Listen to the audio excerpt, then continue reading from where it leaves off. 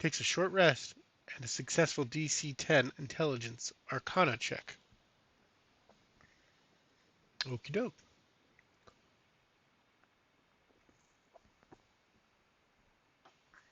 So I need to get smarter. Let's look here. I want to see if there's a way to improve the text for this.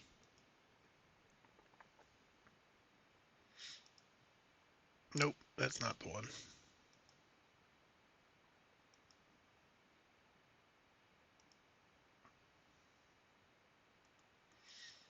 If I just change the quantity to 0, does that get rid of it? No. Advanced. Is that remove item? Okay. Let's edit. Can I do? No. Oops.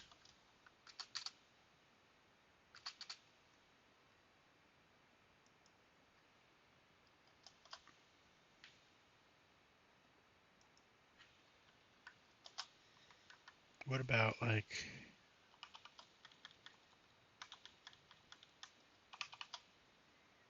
See if that helps.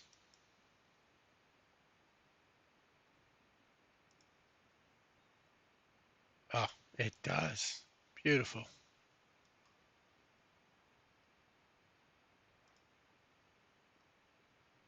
So we're going to give this single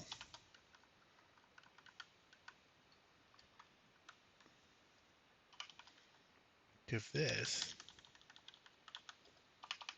double. I hit done, and we're going to look at it. Drop down. Oh, it'd be best if I do it this way. Print it out again. Wondrous item, uncommon, italicized, perfect. All right.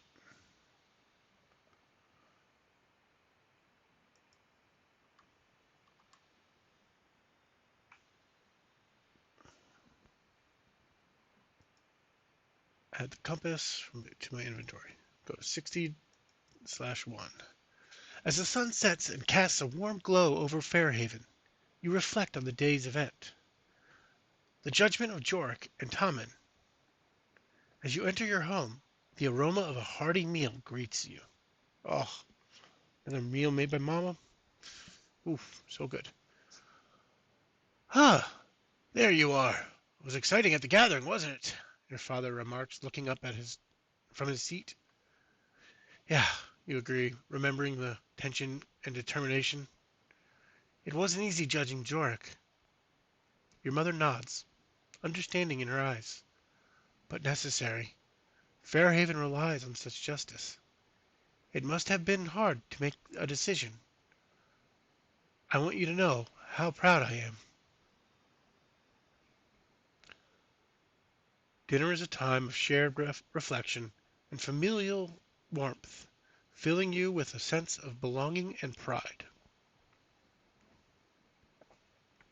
Later, in your room, the comfortable bed contrasts with the serious decisions of the day. Tomorrow offers more opportunities to shape Fairhaven, but tonight, sleep provides the rest you need and strengthens you for the days ahead. Oh, back up to 50.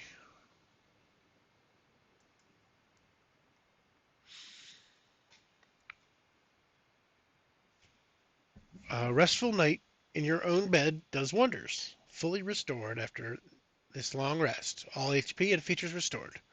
You're ready to take on the next day. The early morning bustle of the marketplace greets you with familiar sights, and sounds. Marcus, the local merchant, gestures from his stall. His array of good, his array of goods, from the practical to the peculiar, awaits your perusal.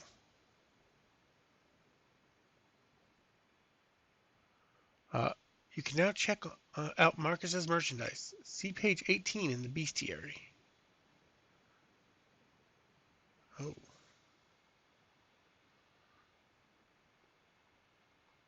Let's check out Marcus's wares.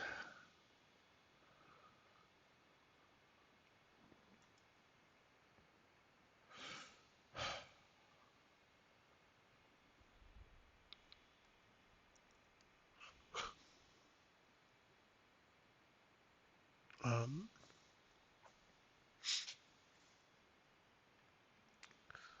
Torch. I don't have any monies. Unless I started with some. I don't know. Did I start with some money? Wait.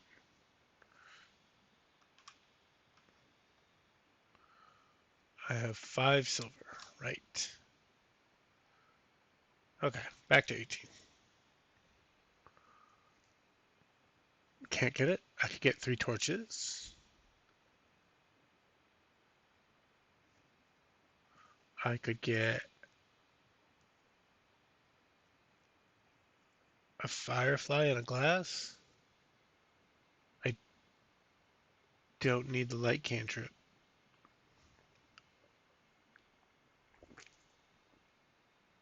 I don't need a torch. Oil for a flask. Is an 5 feet. Or throw it up to 20 feet, shattering it on impact. Make a ranged attack against a target, creature, or object. On a hit, the target is covered in oil. Fire damage does. If the target takes any fire damage before the oil dries, target takes an additional 5 damage from the burning oil. Yeah. Map. Advantage on nature and survival checks in the surrounding lands of Fairhaven. Ooh.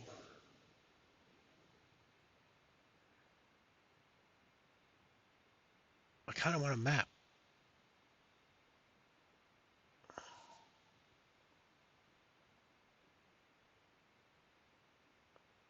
That's the only thing I think I need at this point.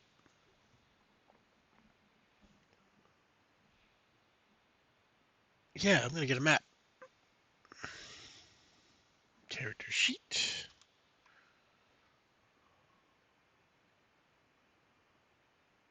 Alright. It's a map, it's a map, it's a map, it's a map.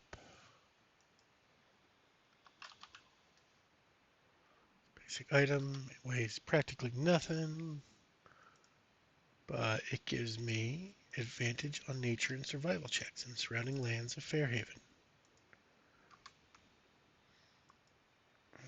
Paste and subtract a silver.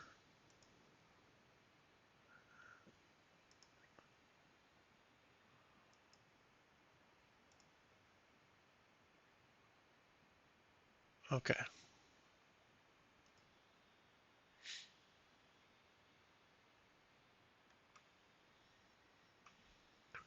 The marketplace is alive with neighbors and friends, all intertwined in the daily dance of village life. Among them, you spot several faces that could use an extra pair of hands.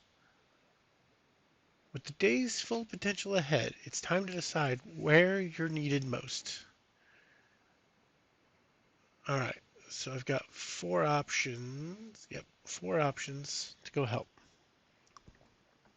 And nobody here to help me make these options. All right. First off, a frustrated miller stands beside a model of the village's water mill, explaining to onlookers that a crucial component has broken. Or in one corner of the marketplace, you see Marcus, the traveling merchant known for his colorful personality and wares.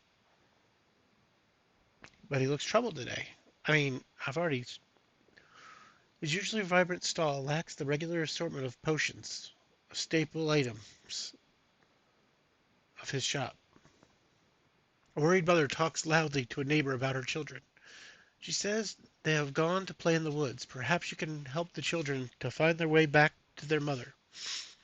Or a cluster of villagers gather around a storyteller who speaks of eerie lights and ghostly apparitions haunting the nearby cemetery. Many are skeptical, but the fear in some eyes is evident. They hope for someone brave enough to investigate these unsettling tales. Ugh. I think I want to talk to Marcus, because he's a character that we've already met, and he could give us more health potions, potentially. So we're going to go 64-2 first. And I'm thinking that ghost one might be good, too. Though, the mother of their children is 64-2 to start.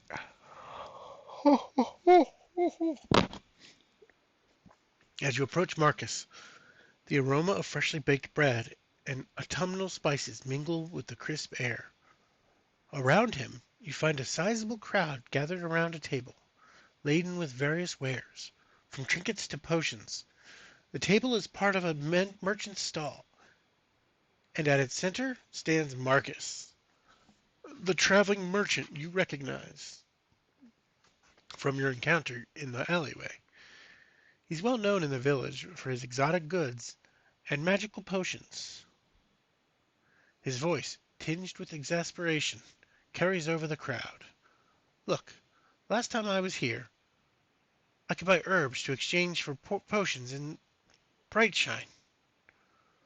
A burly villager speaks up. We we rely on your potions, Marcus. Burly, excuse me. We rely on your potions, Marcus. He looks over at you briefly and adds, I know our herbalist is still here, but if it has to be quick, nothing beats a potion. Your gut tells you this could be another opportunity to help the community. Yeah, we're just going to ignore him. Now we're going to go help step up to Marcus. Continue on. 64-1. You push your way through the crowd and step up to Marcus's makeshift counter. You can see a well-stocked shelf with all sorts of things you need in everyday life. But the stand with the potions is empty, except for a few blue and green ones. Marcus looks up and speaks to you. Ah, you've again arrived at a fortuitous time, he says, somewhat relieved. I could use your help. As you know, my healing potions are one of the few magical healing sources in your village. However, your mother hasn't been able to sell me the ingredients I need for some time now. Marcus eyes you with a hint of hope as he starts describing the problem. Your mother wouldn't tell me the reason for the missing herbs, but maybe you have a better chance. And if you can help me bring potions back to your village, you will of course be rewarded. You hurry back home and find your mother grinding some herbs on a bench in front of your home. Hello, my dear. You seem to be in a hurry. Is there anything you need? You explain the situation to her. Yes, yes, I'm aware, but you know that Sarah's father has been missing for a few days. He regularly brought me worm root, which is needed for the healing potions. But you know, the last time he brought me some, he mentioned two places where it grows. The Cliffs of Woe, a precarious place filled with razor-sharp rocks, and the second location are the swamps, known for their unpleasant wildlife. If you want to go there, take take care of yourself. I'd prefer if you didn't go, but you're old enough. I'll have to let you go at some point. It's not a healthy relationship. Your mother gives you a detailed description of the leaves of the plant before she sends you off. Oh man, do I risk the cliffs, the swamps?